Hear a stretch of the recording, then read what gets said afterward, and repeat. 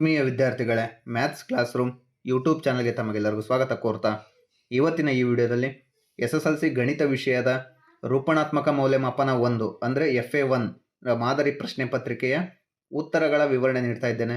Video start ಮಾಡೋದಕ್ಕಿಂತ ಮುಂಚೆ ಇನ್ನೂ ನನ್ನ ಚಾನಲ್ನ ಯಾರು ಸಬ್ಸ್ಕ್ರೈಬ್ ಆಗಿಲ್ವೋ ದಯವಿಟ್ಟು ಸಬ್ಸ್ಕ್ರೈಬ್ ಆಗಿ, ವಿಡಿಯೋ ಇಷ್ಟ ಆದಲ್ಲಿ ಒಂದು ಲೈಕ್ ಮಾಡಿ ಅಂತ ಹೇಳ್ತಾ ವಿಡಿಯೋ ಸ್ಟಾರ್ಟ್ ಮಾಡ್ತಾ ಇದ್ದೇನೆ. ಮೊದಲಿಗೆ ರೂಪಣಾತ್ಮಕ ಮೌಲ್ಯಮಾಪನ 1 2026-27ರ ಮಾದರಿ ಪ್ರಶ್ನೆ ಪತ್ರಿಕೆ ಉತ್ತರಗಳು ಹೀಗಿವೆ. ಒಟ್ಟು ಅಂಕಗಳು 20. ಮೊದಲ ಮೇನ್ ಕೊಟ್ಟಿರುವ ಪ್ರಶ್ನೆಗಳಿಗೆ ಸೂಕ್ತ ಉತ್ತರಗಳನ್ನು ಆರಿಸಿ ಬರೆಯಿರಿ. ಅಂದರೆ MCQ ಪ್ರಶ್ನೆ ಉತ್ತರ ಆಗಿರುತ್ತೆ. 3 ಪ್ರಶ್ನೆ ಇರುತ್ತೆ, 1 ಅಂಕ. 3 × 1 = 3. ಒಂದನೇ ಪ್ರಶ್ನೆ, 30ರ ಅವಿಭಾಜ್ಯ ಅಪವರ್ತನಗಳು ಯಾವುವು? ಈ ಕೆಳಕಂಡ ಆಪ್ಷನ್ಗಳಲ್ಲಿ 30ರ ಅವಿಭಾಜ್ಯ ಅಪವರ್ತನಗಳು ಯಾವುವಪ್ಪ ಅಂದರೆ ಆಪ್ಷನ್ ಎ ಸರಿಯಾದ ಉತ್ತರ 2 × 3 × 5 ಆಗಿರುತ್ತೆ. Option B 5 × 3, option C 15 × 2, option D 6 × 5. ಈ 4ಕ್ಕೆ ಸರಿಯಾದ ಉತ್ತರ ಆಪ್ಷನ್ ಎ 2 × 3 × 5 ಆಗುತ್ತೆ. ಎರಡನೇ ಪ್ರಶ್ನೆ, ಒಂದು ಘನ ಬಹುಪದೋಕ್ತಿಯ ಡಿಗ್ರಿ ಅಂದರೆ ಮಹತ್ತಮ ಘಾತ ಡ್ಯಾಶ್ ಅಂತ ಕೇಳಿದ್ದಾರೆ. Option A 5, option B 3, option C 4, option D 2. ಇದಕ್ಕೆ ಸರಿಯಾದ ಉತ್ತರ ಆಪ್ಷನ್ ಬಿ 3 ಆಗಿರುತ್ತೆ. ಮೂರನೇ ಪ್ರಶ್ನೆ ನೋಡ್ರಿ, 2 ಚರಾಕ್ಷರವುಳ್ಳ ರೇಖಾತ್ಮಕ ಸಮೀಕರಣಗಳ ಜೋಡಿ ಅನನ್ಯ ಪರಿಹಾರ ಹೊಂದಿದ್ರೆ ಈ ಕೆಳಗಿನವುಗಳಲ್ಲಿ ಸರಿಯಾದ ಸಂಬಂಧ ಯಾವುದು ಅಂತ ಹೇಳಿದ್ದಾರೆ. ಈ ಕೆಳಗಿನವುಗಳಲ್ಲಿ ಸರಿಯಾದ ಸಂಬಂಧ option A A1/A2 is not equal to B1/B2. ಈ 4 ಆಪ್ಷನ್ಗಳಲ್ಲಿ option A A1/A2 is not equal to B1/B2 ಸರಿಯಾದ ಉತ್ತರ ಆಗಿರುತ್ತೆ. ಎರಡನೇ ಮೇನು ಕೆಳಗಿನ ಪ್ರಶ್ನೆಗಳಿಗೆ ಉತ್ತರಿಸಿ ಅಂತ ಹೇಳಿದ್ದಾರೆ. 2 ಪ್ರಶ್ನೆಗಳಿರುತ್ತೆ, 1 ಅಂಕದ 2 ಪ್ರಶ್ನೆಗಳು. 2 × 1 = 2. ನಾಲ್ಕನೇ ಪ್ರಶ್ನೆ, P ಆಫ್ X = X² - 25. ಈ ಬಹುಪದೋಕ್ತಿಯ ಶೂನ್ಯತೆಗಳನ್ನು ಬರೆಯಿರಿ ಅಂತ ಹೇಳಿದ್ದಾರೆ. ಪ್ರಶ್ನೆ ಇನ್ನೊಂದ್ಸಲ ರಿಪೀಟ್ ಮಾಡ್ತಾನೆ. P of X = X² - 25. ಈ ಬಹುಪದೋಕ್ತಿಯ ಶೂನ್ಯತೆಗಳನ್ನು ಬರೆಯಿರಿ ಅಂತ ಹೇಳಿದ್ದಾರೆ. ಮೊದಲಿಗೆ P ಆಫ್ X = X² - 25 ಅಂತ ಬರ್ಕೊಳ್ತೇನೆ. ಶೂನ್ಯತೆಗಳು ಕಂಡುಹಿಡಿಬೇಕಾಗಿರೋದ್ರಿಂದ X² - 25 = 0 ಆಗುತ್ತೆ. ಎಡಭಾಗದಲ್ಲಿರೋ -25 ಬಲಭಾಗಕ್ಕೆ ಹೋದಾಗ +25 ಆಗುತ್ತೆ. ಹಾಗಾಗಿ X² = 25 ಆಗುತ್ತೆ. ಇಲ್ಲಿ ಸ್ಕ್ವೇರ್ನ ರಿಮೂವ್ ಮಾಡಿದಾಗ ನಾನು 25ಕ್ಕೆ ಸ್ಕ್ವೇರ್ ರೂಟ್ ಹಾಕ್ತೀನಿ. X = √25. ಅಂದರೆ ಈ ಒಂದು ವರ್ಗ ಬಹುಪದೋಕ್ತಿ 2 ಶೂನ್ಯತೆಗಳಿರೋದ್ರಿಂದ Xನ ಬೆಲೆ ±5 ಆಗುತ್ತೆ. 25ರ ವರ್ಗಮೂಲ ಪ್ಲಸ್ ಅಥವಾ -5 ಆಗುತ್ತೆ. ಹಾಗಾಗಿ Xನ ಬೆಲೆ +5 ಅಥವಾ X = -5 ಶೂನ್ಯತೆಗಳು ಆಗಿರುತ್ತೆ. ಐದನೇ ಪ್ರಶ್ನೆ, 2 ಚರಾಕ್ಷರವುಳ್ಳ ರೇಖಾತ್ಮಕ ಸಮೀಕರಣ ಜೋಡಿಗಳು ಪ್ರತಿನಿಧಿಸುವ ರೇಖೆಗಳು ಪರಸ್ಪರ ಐಕ್ಯಗೊಂಡರೆ ಅವು ಎಷ್ಟು ಪರಿಹಾರ ಹೊಂದಿರುತ್ತೆ?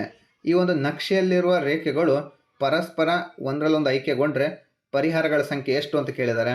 ಈ ಒಂದು ನಕ್ಷೆಯಲ್ಲಿರುವ ರೇಖೆಗಳು ಪರಸ್ಪರ ಐಕ್ಯಗೊಂಡ್ರೆ ಅಪರಿಮಿತ ಪರಿಹಾರಗಳನ್ನು ಹೊಂದಿರುತ್ತೆ. ಮೂರನೇ ಮೇನ್ ಕೆಳಗಿನ ಪ್ರಶ್ನೆಗಳಿಗೆ ಉತ್ತರಿಸಿ. ಇಲ್ಲಿ 2 ಅಂಕದ 4 ಪ್ರಶ್ನೆಗಳಿರುತ್ತೆ. 4 × 2 8 ಅಂಕಗಳಿಂದ ಕೂಡಿರುವ ಮೂರನೇ ಮೇನ್ನ ಪ್ರಶ್ನೆಗೆ ಉತ್ತರ.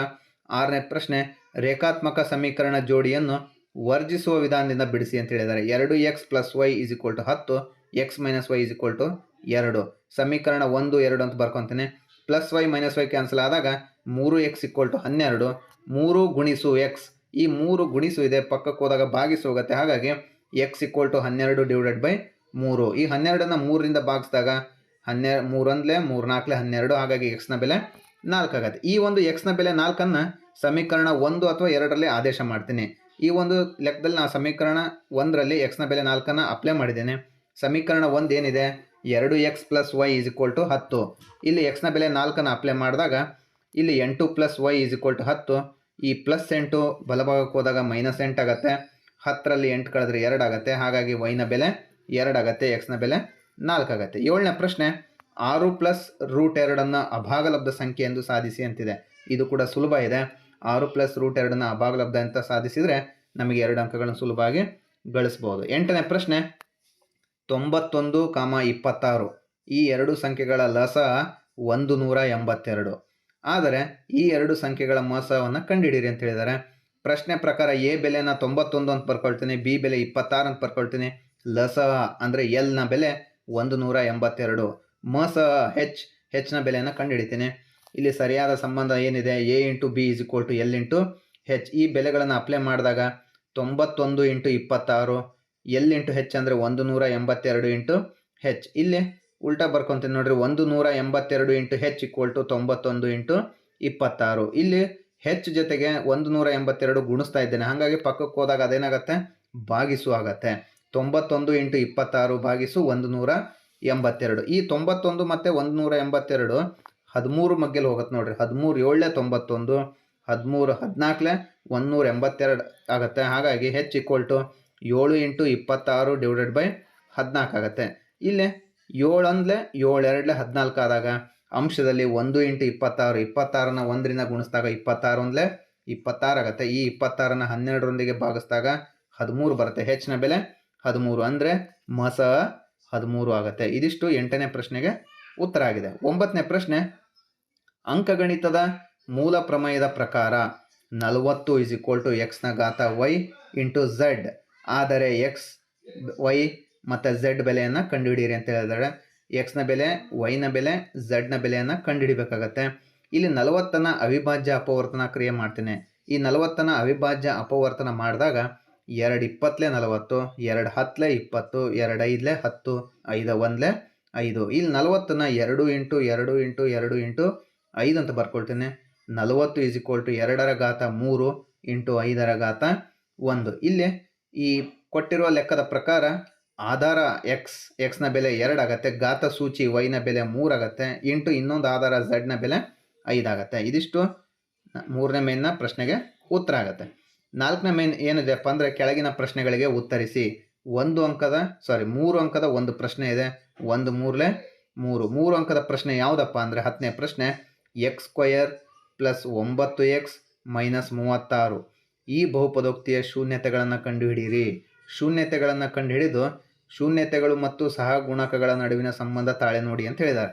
ಈ ಒಂದು ಪ್ರಶ್ನೆ ಪ್ರಕಾರ ಈ ಒಂದು ಬಹುಪದೋಕ್ತಿನ ಮತ್ತೆ ಬರ್ಕೊತೀನಿ. x² + 9x - 36 a ನ ಬೆಲೆ 1, b ನ ಬೆಲೆ +9, c ನ ಬೆಲೆ -36. ಮೊದಲ ಪದ ಮತ್ತು ಕೊನೆಯ ಪದವನ್ನು ಗುಣಿಸಿದಾಗ 1 × -36 -36 ಬರುತ್ತೆ. ಅಂದರೆ ಆ ಎರಡು ಸಂಖ್ಯೆ ಗುಣಿಸಿದರೆ -36 ಬರಬೇಕು. ಬಿ ಬೆಲೆ +9 ಕೂಡಿಸಿದರೆ ಆ ಎರಡು ಸಂಖ್ಯೆಗಳನ್ನು ಕೂಡಿದರೆ +9 ಬರಬೇಕು. ಆ ಎರಡು ಸಂಖ್ಯೆ ಯಾವಪ್ಪ ಅಂದರೆ -36ಅನ್ನು 12 3 36 ಅಂತ ಬರಿಬೋದು. +12 -3 ಅಂದರೆ ಇಲ್ಲಿ ಮಧ್ಯದ ಪದವಾದ +9x ನಾನು +12x - 3x ಅಂತ ಬರ್ಕೋಬೋದು. ಮಧ್ಯದ ಪದವನ್ನು ನಾನು ವಿಭಜಿಸ್ತೇನೆ. ಪ್ರಶ್ನೆ ಪ್ರಕಾರ x² + 12x - 3x - 36. ಇಲ್ಲಿ x ನ ಬೆಲೆಯನ್ನು ಸಾಮಾನ್ಯವಾಗಿ ತೆಗೆದುಕೊಂಡಾಗ x × x + 12 ಅಂತ ಬರಿತೀನಿ. -3ಅನ್ನು ಸಾಮಾನ್ಯವಾಗಿ ಬರ್ಕೊಂಡಾಗ -3 × x + 12.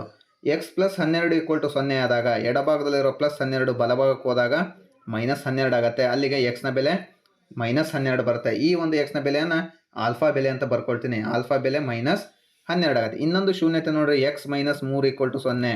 ಈ ಎಡಭಾಗದಲ್ಲಿರೋ -3 ಬಲಭಾಗಕ್ಕೆ ಹೋದಾಗ +3 ಆಗುತ್ತೆ. x = 3. ಈ ಒಂದು ಶೂನ್ಯತೆಯನ್ನು ನಾನು ಬೀಟಾ ಅಂತ ಬರ್ಕೊಳ್ತೀನಿ. ಬೀಟಾ = 3 ಆಗುತ್ತೆ. ಆಲ್ಫಾ ಬೆಲೆ -12, ಬೀಟಾ ಬೆಲೆ 3 ಆಗುತ್ತೆ. ಇಲ್ಲಿ ಸಹ ಗುಣಕಗಳ ನಡುವಿನ ಸಂಬಂಧವನ್ನು ನಾನು ಏನು ಮಾಡ್ತೀನಿ, ತಾಳೆ ನೋಡ್ತೀನಿ. ಶೂನ್ಯತೆಗಳ ಮೊತ್ತ ಆಲ್ಫಾ + ಬೀಟಾ = -b/a ಅಂದರೆ -12 + 3 -b/a ಅಂದರೆ -9/1. -12 + 3 ಅಂದರೆ -9. -9 1ರಿಂದ ಭಾಗಿಸಿದಾಗ -9 ಬರುತ್ತೆ. ಇಲ್ಲಿ ತಾಳೆ ನೋಡಿದಾಗ ಎಡಭಾಗ ಬಲಭಾಗ ಬರುತ್ತೆ. ಶೂನ್ಯತೆಗಳ ಗುಣಲಬ್ಧ ನೋಡ್ರಿ, alpha × beta = c/a. Alpha × beta ಅಂದರೆ -12 × 3, c/a ಅಂದರೆ -36/1. 12 3 36, 36 1ರಿಂದ ಭಾಗಿಸಿದ್ರೆ 36 ಬರುತ್ತೆ. -36 = 36. ಇಷ್ಟು ಬರೆದ್ರೆ ನಮಗೆ 3 ಅಂಕಗಳನ್ನು ಸುಲಭವಾಗಿ ತೆಗೆದುಕೊಳ್ಬೋದು. 5ನೇ ಮೇನ್ ನೋಡ್ರಿ ಏನಂತ ಇದೆ, ಈ ಕೆಳಗಿನ ಪ್ರಶ್ನೆಗಳಿಗೆ ಉತ್ತರಿಸಿ. ಇದು ಗ್ರಾಫ್ಗೆ ಸಂಬಂಧಪಟ್ಟ ಪ್ರಶ್ನೆ ಆಗಿರೋದ್ರಿಂದ ಗ್ರಾಫ್ಗೆ 4 ಅಂಕಗಳನ್ನು ಫಿಕ್ಸ್ ಮಾಡಿರ್ತಾರೆ. 4 ಅಂಕಗಳನ್ನು ಸುಲಭವಾಗಿ ನಾವು ಗಳಿಸ್ಬೋದು. ಈ ಪ್ರಶ್ನೆ 2x + y = 8, x - y = 7. ಇಲ್ಲಿ ನಾನು ಗ್ರಾಫ್ನ ಹಾಕಿದಾಗ x ನ ಬೆಲೆ 5, y ನ ಬೆಲೆ -2 ಆಗುತ್ತೆ. ಇಲ್ಲಿ ನಕ್ಷೆಯಲ್ಲಿರುವ ರೇಖೆಗಳು ಪರಸ್ಪರ ಛೇದಿಸುವುದರಿಂದ x ನ ಬೆಲೆ 5, y ನ ಬೆಲೆ -2 ಬರುತ್ತೆ. ಇದಿಷ್ಟು ರೂಪಣಾತ್ಮಕ ಮೌಲ್ಯಮಾಪನ 1ರ ಮಾದರಿ ಪ್ರಶ್ನೆ ಪತ್ರಿಕೆಯ ಉತ್ತರಗಳ ವಿವರಣೆಯಾಗಿದೆ. ಈ ವಿಡಿಯೋ ನಿಮಗೇನಾದರೂ ಇಷ್ಟ ಆದಲ್ಲಿ ಲೈಕ್ ಮಾಡಿ, ಹಾಗೆ ಅದೇ ರೀತಿ ನನ್ನ ಚಾನಲ್ನ ಸಬ್ಸ್ಕ್ರೈಬ್ ಮಾಡೋದು ಮರಿಬೇಡ್ರಿ ಅಂತ ಹೇಳ್ತಾ, ಮುಂದಿನ ಭಾಗದಲ್ಲಿ ಇನ್ನೂ ರೂಪಣಾತ್ಮಕ ಮೌಲ್ಯಮಾಪನ 1ರ ಮಾದರಿ ಪ್ರಶ್ನೆಗೆ ಉತ್ತರಗಳನ್ನು, ಇನ್ನೂ ಹೆಚ್ಚಿನ ಪ್ರಶ್ನೆ ಪತ್ರಿಕೆಗಳಿಗೆ ವಿವರಣೆಯನ್ನು ನಾನು ನೀಡ್ತೇನೆ ಅಂತ ಹೇಳ್ತಾ ಈ ವಿಡಿಯೋ ಇಲ್ಲಿಗೆ ಮುಗಿಸ್ತಾ ಇದ್ದೇನೆ. ಎಲ್ಲರಿಗೂ ಧನ್ಯವಾದಗಳು. ಶುಭ ದಿನ.